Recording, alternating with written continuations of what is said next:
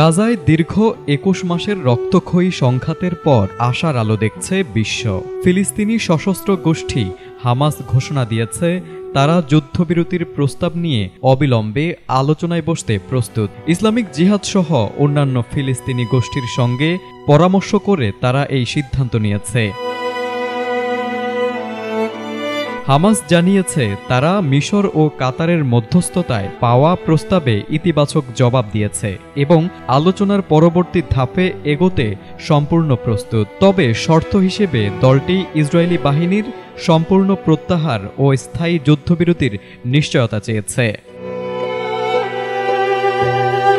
এদিকে মার্কিন president Donald Trump হামাসের ইতিবাচক প্রতিক্রিয়াকে স্বাগত জানিয়েছেন।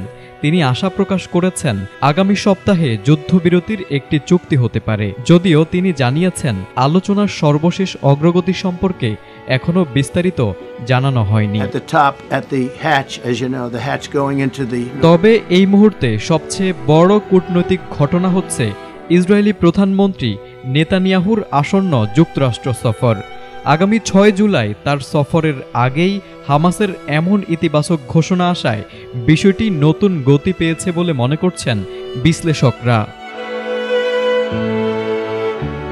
বিশ্লেষকদের মতে যুক্তরাষ্ট্রের মধ্যস্থতায় এবার গাজা সংঘাতের টেকসই সমাধানের সম্ভাবনা তৈরি হয়েছে। তবে ফলাফল নির্ভর করছে দুপক্ষের আন্তরিকতা ও চুক্তির শর্তাবলী কঠোরভাবে মানার উপর। News desk, ATN Bangla.